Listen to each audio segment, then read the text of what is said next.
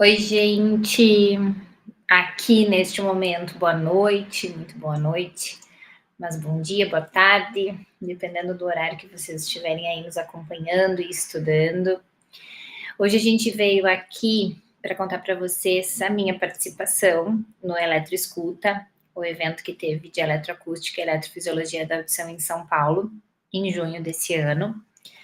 Eu tive a alegria de compartilhar, de conversar lá sobre 2 temas que eu gosto muito e que a gente estuda bastante aqui no projeto, no GA, aqui no LAAS, que é a avaliação eletrofisiológica e o seu papel no diagnóstico diferencial de um sintoma muito multifatorial, que é o zumbido.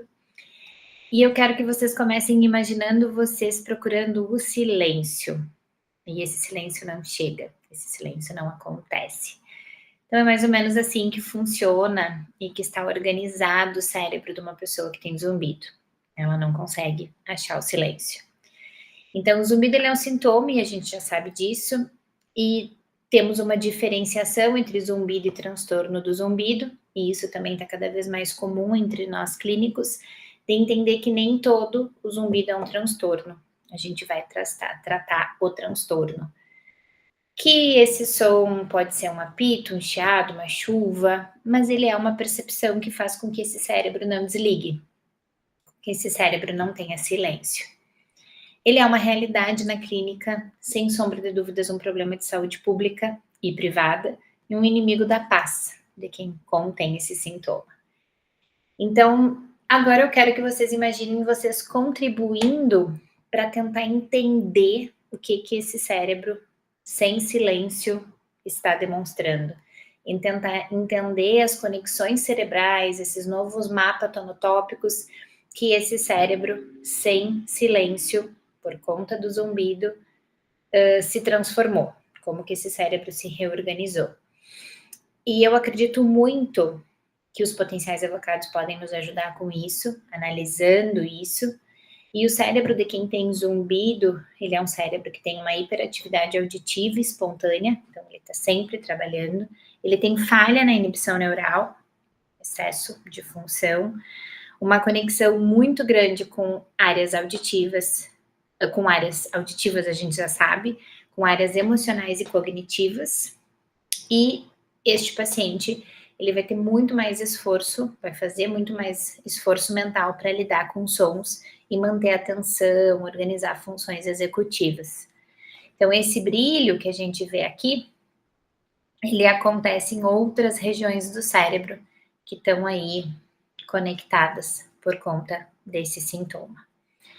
Então, nesse tempinho que a gente tem, eu quero que nós possamos conversar sobre o valor da eletrofisiologia no diagnóstico diferencial e principalmente na conduta. O que eu vou fazer com esse caso?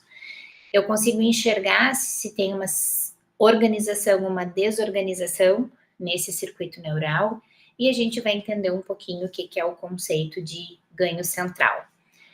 Começando pelo ganho central. Então, ele é um aumento compensatório que é causado por um distúrbio de neuroplasticidade.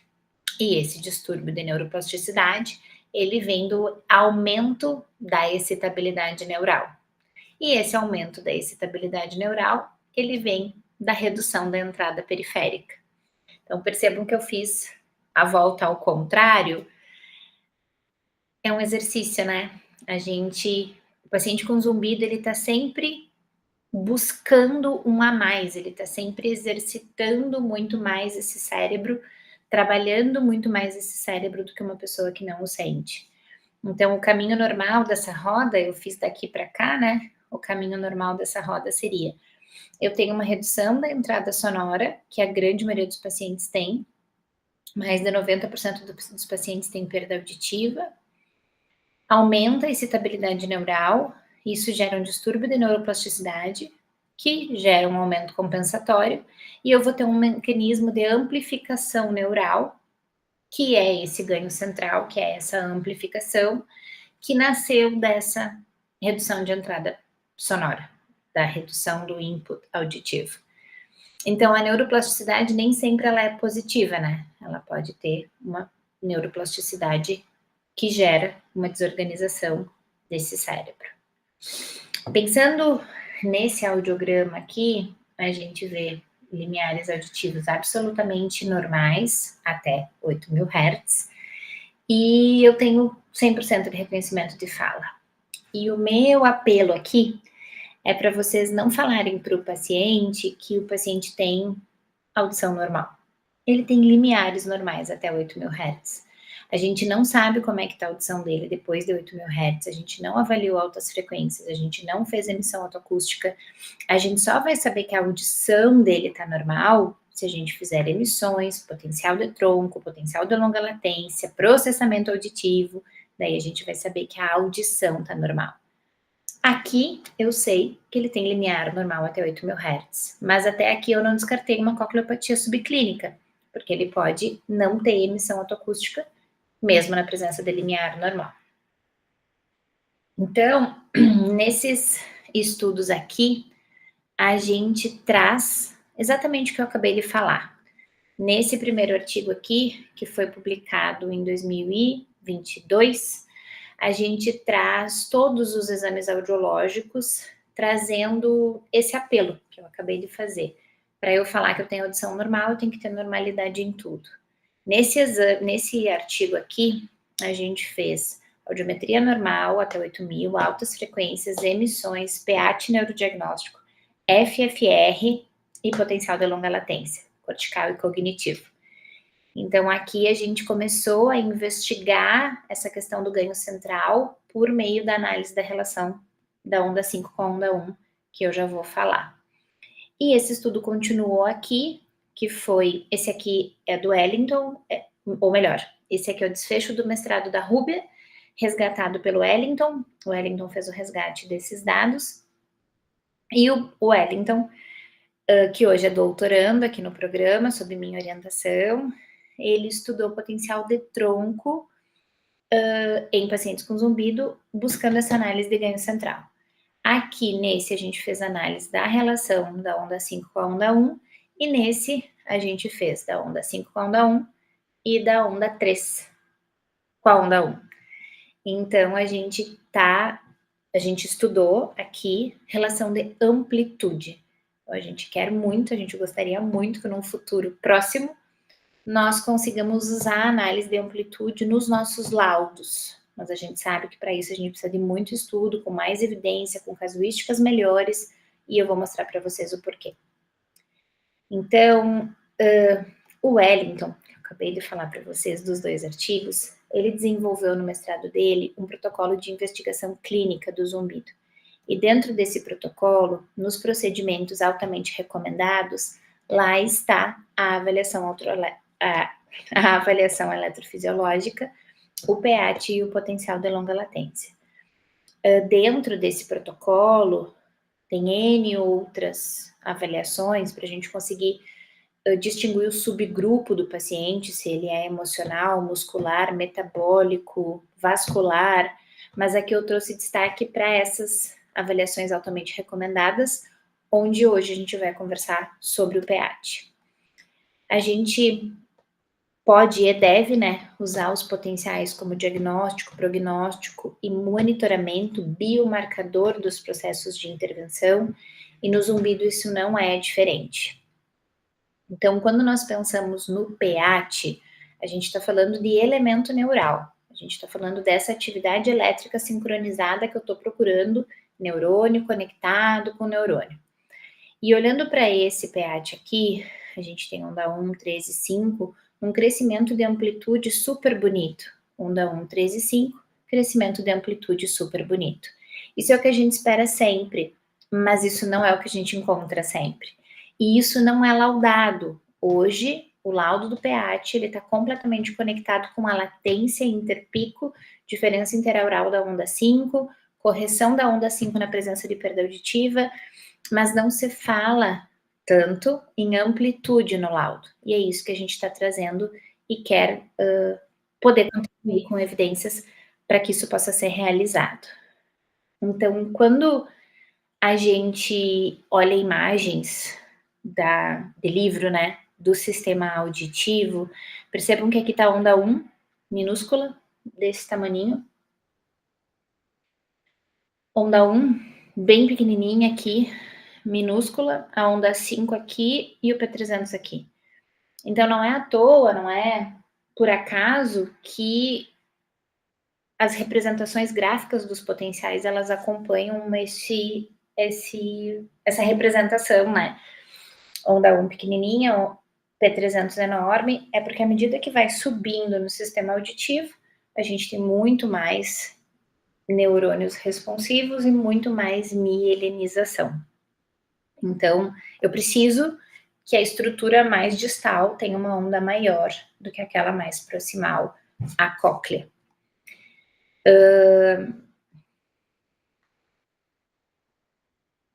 E o que a literatura já traz? O que a gente já sabe do potencial de tronco no zumbido? Aqui eu trouxe alguns exemplos de literatura internacional, de estudos da Frontiers, que é uma revista de alto impacto, tudo que é publicado lá é muito qualificado. A gente pode encontrar ausência de onda 1, aumento de latência da onda 1, aumento de latência da 3 ou da 5, ou da 5, e aumento da relação 5-1. Isso é o que a gente já vê. Mas é muito interessante que a gente está em 2025 procurando, né, essas relações de amplitude. E eu achei esse trabalho no PubMed de 1984, que fala da relação de amplitude no PAT, da relação 5-1, em orelhas normais cocleares e retrococleares. E olha o que eles trazem. Orelhas normais ou cocleares, né, sistemas normais ou cocleares, raramente têm razões de amplitude inferior a 1. E os que têm alguma questão retrococlear, 44% dos casos tiveram relação 5-1 inferior a 1. Então, lá em 1984, eles já olhavam para isso. Por algum motivo, a gente seguiu, conectado com o processamento temporal, com as latências e interlatências, e a amplitude ficou. Então, o meu chamado é para a amplitude voltar, por meio dos estudos, né? Isso aqui, então, é o que a gente está acostumado no neurodiagnóstico, né? Eu vou usar estímulo clique, vou analisar 3 ondas, vou ver latência, intervalo interpico, diferença da onda 5, relação sinal-ruído ruído residual como análises de controle da qualidade no neurodiagnóstico, correlação da onda 5 para perda, correção da onda 5 para perda auditiva, é o que a gente tem que fazer, é o que a gente está acostumado. O que eu estou trazendo? O que eu sugiro que nós possamos começar a fazer? Analisar a amplitude, a relação da 5 com a 1 e da 3 com a 1. De novo, né? Estudando muito para que a gente consiga chegar lá. Hoje, o que a gente tem nos nossos estudos, que eu vou mostrar já, são passinhos de tartaruga neste caminho. Então, aqui, nessa linha, né, a gente tem o processamento temporal, que é a velocidade de transmissão, e aqui eu tenho o recrutamento neural, que é a intensidade dessa resposta elétrica. Então, eu tenho 04, 02, 07, 03, 02, 06. Aqui eu tenho a onda 5 maior que a onda 1 dos dois lados, mas não tenho a onda 3 maior do que a onda 1. Por que não? Por que os núcleos do complexo olivar superior não tiveram maior amplitude de resposta em relação à porção distal do nervo auditivo? Isso precisa estar na nossa cabeça, a gente tem que se questionar sobre isso. A gente sabe os sítios geradores do PAT, a gente sabe quem está respondendo por essas ondas. Só que a gente também sabe que a amplitude tem muita variabilidade, por isso que a gente tem que estudar. A palavra de ordem, quando a gente fala em amplitude, é variabilidade. Realmente tem muita variabilidade. Mas não deve ser um acaso que a gente encontra tantas alterações nessas relações, tanto no transtorno do zumbido, quanto no transtorno do processamento auditivo. Então, pensando na amplitude, a gente está falando em magnitude de resposta neural e quantidade elétrica. Estou falando de quanto de energia elétrica eu gerei naquela região.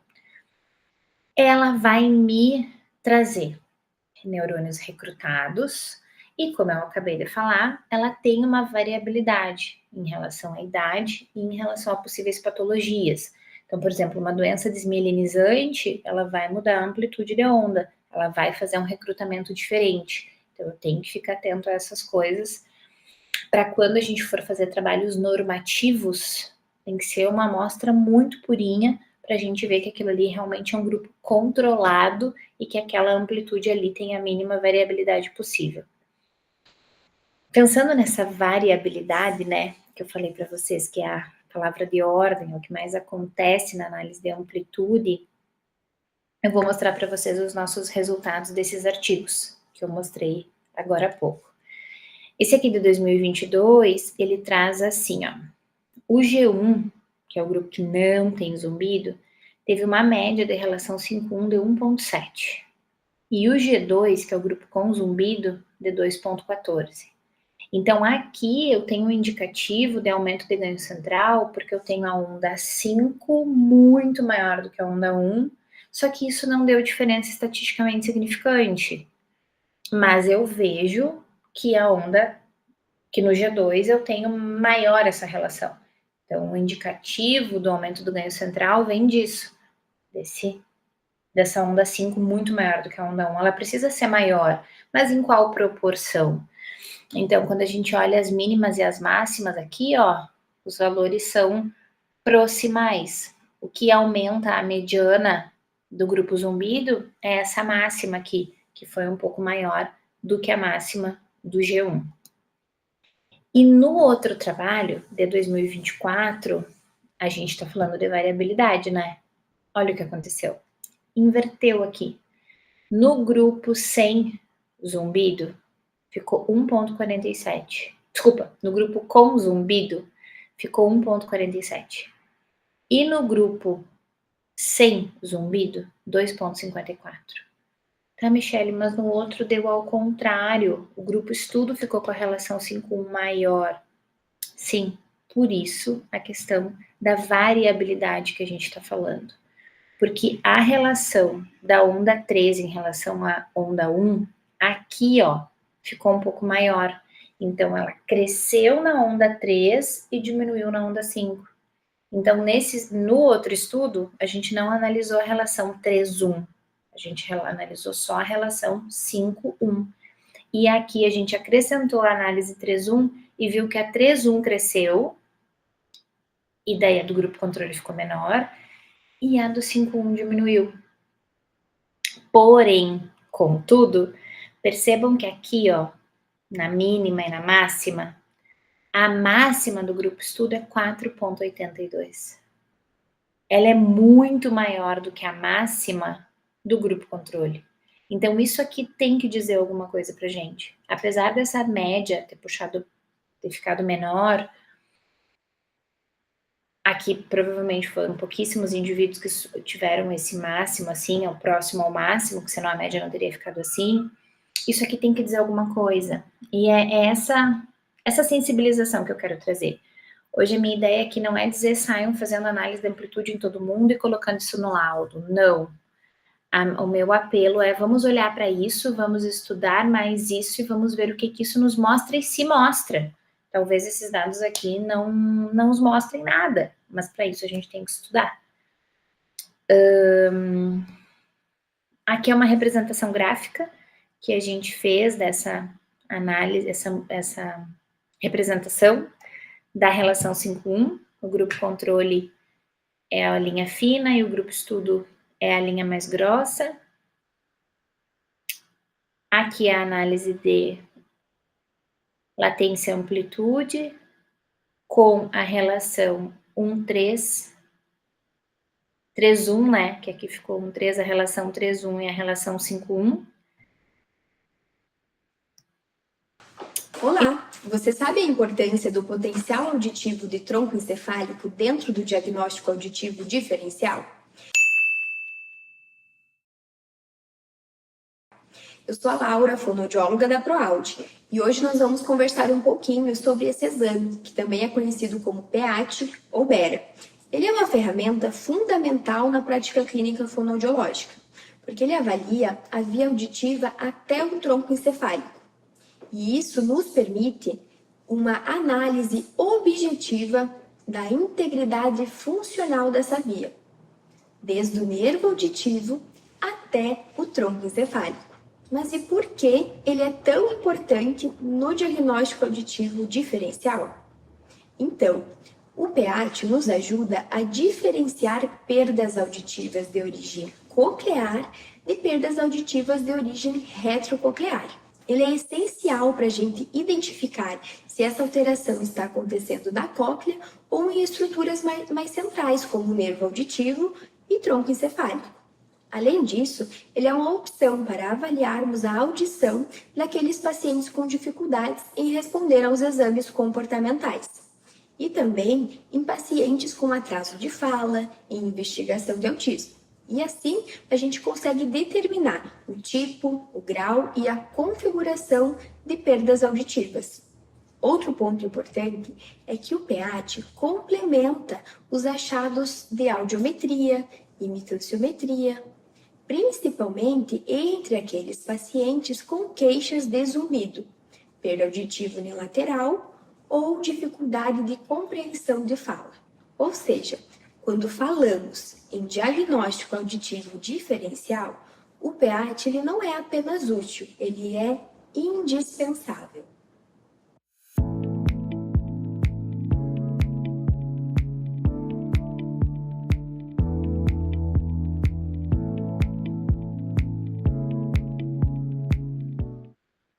E na prática, né?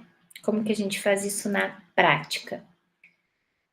Aqui nós temos um exame 030306, 040505. As relações aqui, bom, antes disso, onde que eu marco, né? Eu tenho 2 traçados, eu faço repetibilidade, eu marco aonde? A gente vai marcar sempre no traçado de melhor SNR e melhor ruído residual. E daí, os valores da relação de amplitude são esses valores aqui, ó, AR, que aparecem aqui. Então, aqui a amplitude da 5 em relação a 1, orelha direita, orelha esquerda, da 5 em relação a 3, que nós não analisamos, ficou para a próxima, e daqui da 3 em relação a 1. Então, o que que a gente observa? Pensando em valores normativos, né, extraindo os valores desses 2 estudos, do de 2022, aqui ficou errado, do de 2022 e do de 2024, a relação 5,1, mínima, média e máxima, relação 3,1, mínima, média e máxima. Esses são os valores normativos. Isso é o que a gente está usando com base nesses 2 artigos. Então, para laudar, a gente faz assim: presença das ondas 1, 3 e 5 com latências absolutas normais, bem como os interpicos. Repetibilidade e morfologia adequada. Análise do SNR do ruído residual, fora, dentro ou parcialmente na faixa sugerida. Nesse caso aqui, eu não printei, mas deve ter ficado parcialmente na faixa sugerida, porque a gente nem sempre consegue os valores bem dentro. Amplitude da onda 5 em relação a 1, alterada ou normal, amplitude da onda 3 em relação a 1 e a diferença interaural. Então, essa nossa, da onda 5. Essa nossa conclusão aqui, ela é completamente conectada com o processamento temporal, com as latências e as interlatências. Então, como que ficaria desse exame que a gente acabou de olhar? Compatível com a normalidade no oitavo par craniano em nível do tronco encefálico bilateralmente, porque eu tenho a presença das 3 ondas com seus interpicos normais. Estava dentro da faixa sugerida, os parâmetros de controle de qualidade, amplitude da onda 5 em relação a 1, alterada na orelha direita e normal na orelha esquerda, onda 3 em relação à onda 1, normal bilateralmente, e a diferença interaural menor que 0,3 dentro da normalidade. Então, a gente pega esses valores que aparecem aqui, relação 5,1 em relação 3,1, e a gente analisa frente à tabelinha dos valores de referência, que é o que a gente está usando. A gente não fecha o exame a gente não lauda, a gente não fecha o exame em alterado quando tem uma alteração aqui, mas a gente destaca, a gente coloca, a gente mostra para poder analisar isso de algum modo. Aqui tem mais um exame, orelha direita, onda 1, 3 e 5, orelha esquerda, onda 1, 3 e 5. Então, aqui visualmente, Aqui, visualmente, a gente vê a 5 maior que a 3 maior que a 1. A 5 maior que a 3 maior que a 1. Show! Batida de olho, já vejo um crescimento de amplitude, que é o que eu espero. Relação 5,1 aqui, relação 3,5 que a gente não estudou, relação 3,1 aqui. Daí, olha que loucura, essa daqui é a orelha direita e essa daqui é a orelha esquerda. A orelha esquerda tem uma relação 5,1, 4,6. Isso aqui pode ser um indicativo de aumento do ganho central. A onda 5 é muito maior do que a onda 1. Então é essa sensibilidade, sabe? Eu tô vendo que tá crescendo, mas será que ela tá crescendo na proporção que ela deveria? Daí a gente vai lá e joga dentro das tabelas para a gente descobrir se nós temos ou não probabilidade de aumento do ganho central. Eu analiso esses valores nos valores de referência. Então, a relação 5,1, ó, é no máximo 3,62. Aqui tá 4,61. A relação 3,1, ela é no máximo 2,5 e aqui ela tá 2,13. Então, a gente tem 2 indicativos de aumento de ganho central nesse exame, usando estes parâmetros desses 2 estudos que a gente publicou. Então, aqui, alterada na orelha esquerda, as relações de amplitude, e no meu laudo eu coloco um indicativo de aumento de ganho central na orelha esquerda e um pontinho de interrogação. Mas isso não mudou a conclusão do meu exame. Exame compatível com normalidade, nananana. Eu não mexi na conclusão. A gente gostaria de mexer se a gente tivesse evidência suficiente para isso. Por enquanto, fica só listado aqui que a gente encontrou essa alteração frente aos valores de referência que nós publicamos nesses 2 estudos. A literatura internacional sobre esse assunto, aqui eu trouxe 3 exemplos, ela destaca essa questão da análise do ganho central, e é claro que fora do Brasil se usa imagem para ver ganho central. Aqui a gente tem o potencial evocado podendo nos ajudar nessa análise. Aqui eu trouxe mais alguns estudos que falam sobre essa análise do ganho central por meio dos potenciais.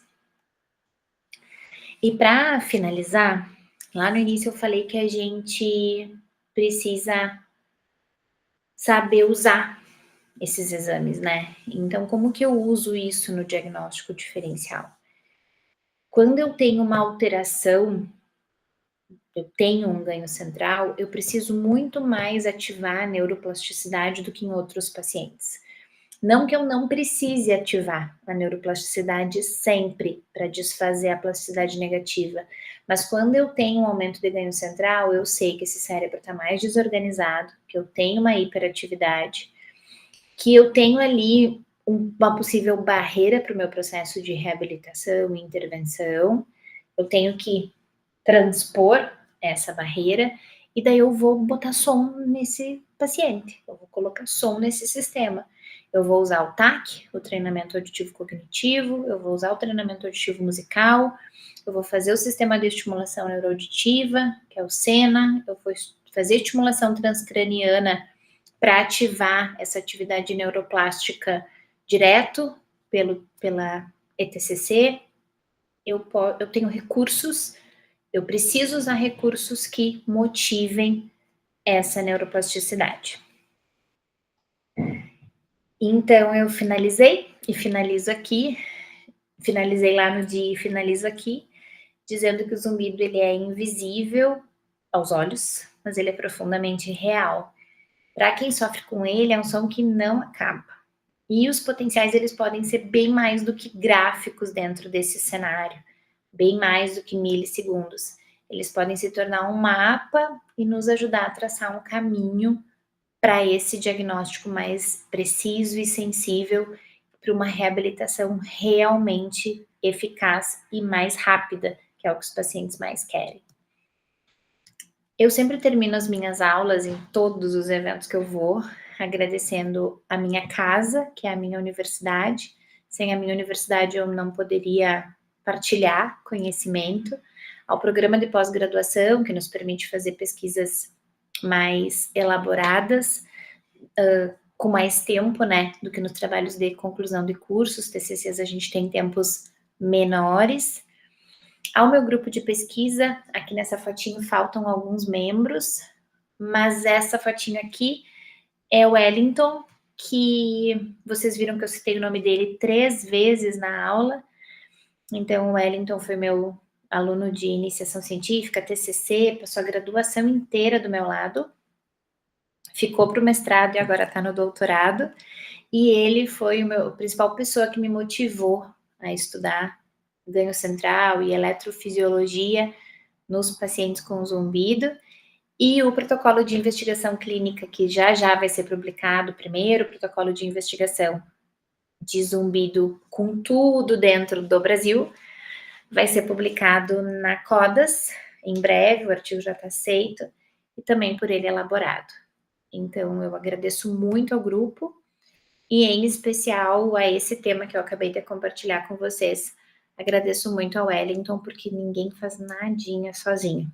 A gente só consegue voar voos mais altos e atingir caminhos mais distantes se a gente tem um grupo aí para dar as mãos e motivar uns aos outros. Sorrir nos dias bons e abraçar nos dias mais difíceis, e nos dias bons também. Então, esse evento foi incrível, da Candel, o Eletroescuta, com a organização impecável da Milane, que é uma amiga e uma inspiração.